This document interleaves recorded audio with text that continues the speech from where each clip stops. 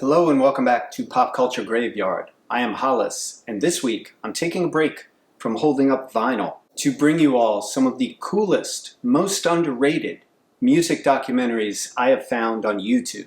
I'm going to be bringing you 5 kick-ass music documentaries today. If you're one of my patrons, you're going to get 2 bonus music-related videos to bring you up to a magnificent 7. But I guarantee I'm going to send you down enough YouTube music rabbit holes to keep you very happy. So please join me for a Furious 5 or Magnificent 7 of kick-ass videos available right here on YouTube. Oh, there's going to be links.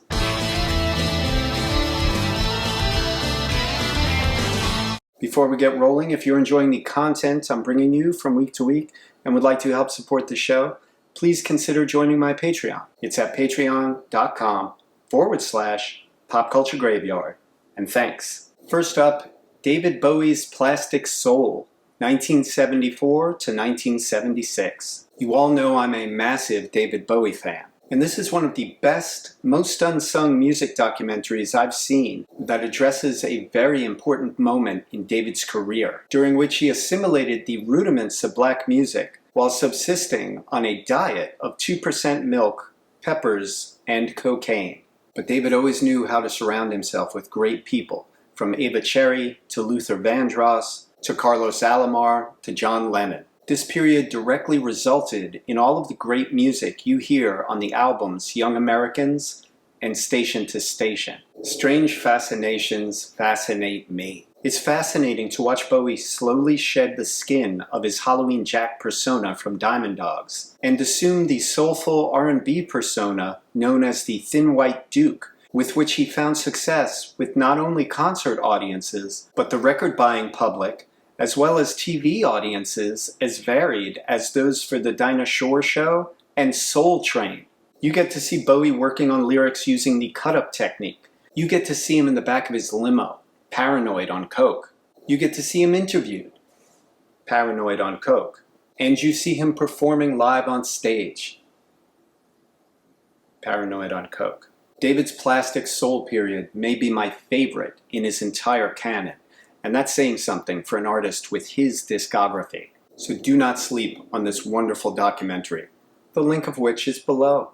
Up next, The Us Festival, The Us Generation. This documentary documents the massive music festival put on by Steve Wozniak, or Woz to his friends, that took place in San Bernardino in 1982.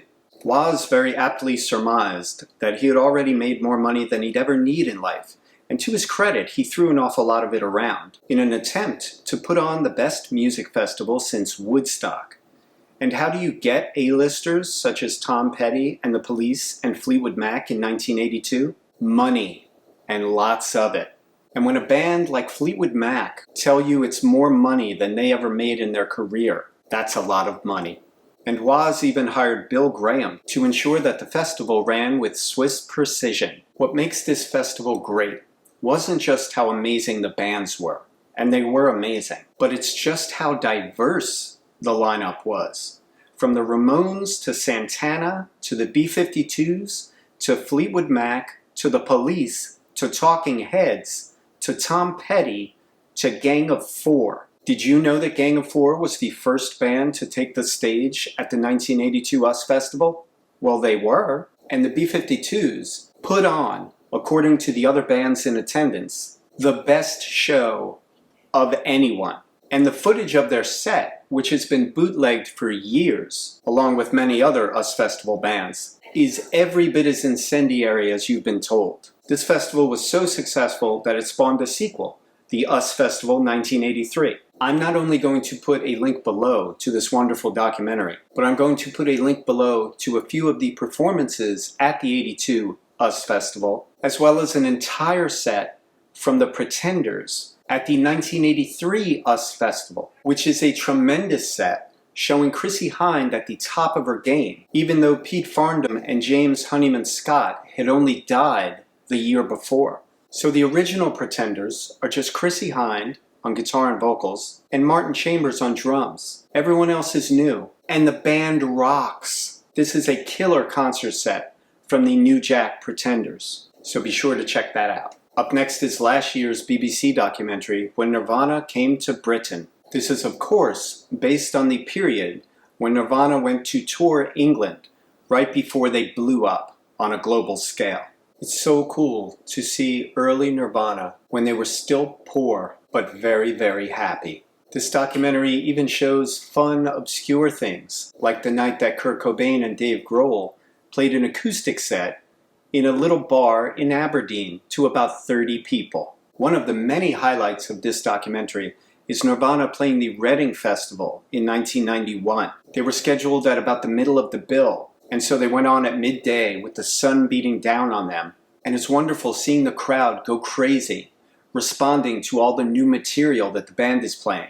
And at one point they even launch into Molly's Lips, the great Vaseline song, with that band's Eugene Kelly guesting on vocals. Another highlight in this documentary is the portion that speaks about Kurt's love for other, lesser-known bands, such as the Vaselines, but also the Raincoats. At one point, the Raincoats' Anna De Silva reads a letter that Kurt wrote her, detailing just how much the Raincoats' music meant to him at very difficult times in his life. But the bread and butter of this documentary is all the DJs, critics, media personalities, tastemakers, and gatekeepers, all discussing the tremendous impact that Nirvana had on the music scene in Britain at that time. Much like in America and anywhere else that Nevermind charted, music would never quite be the same again.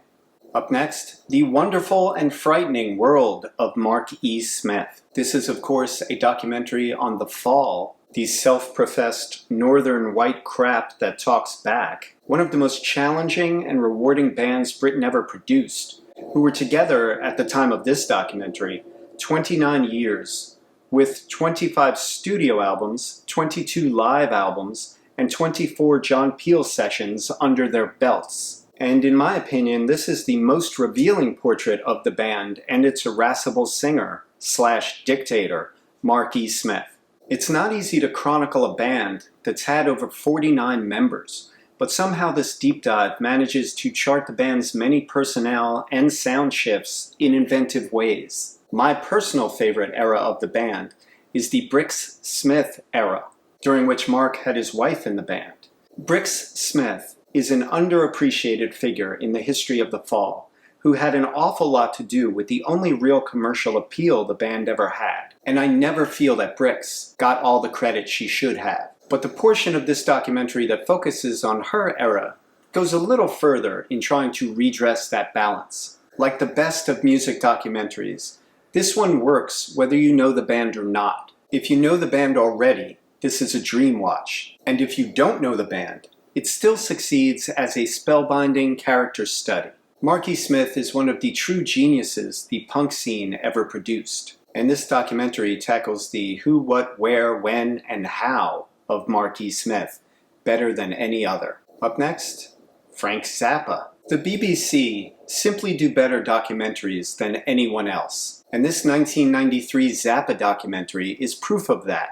In just 1 hour, this documentary manages to cover everything from Frank's upbringing in the Mojave Desert at Antelope Valley High, to his Laurel Canyon digs, to traveling around the world with the Mothers and beyond. It manages to be both a great overview as well as a deeper exploration of the constantly evolving sound Frank kept following his entire career.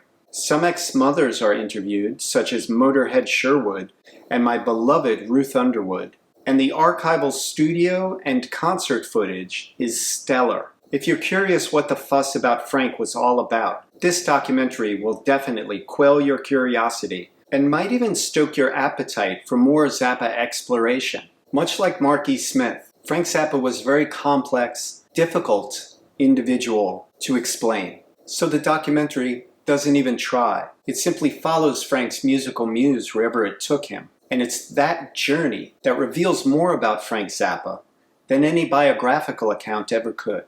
For the rest of this week's episode, please join my Patreon at patreon.com/popculturegraveyard or click above for more free content.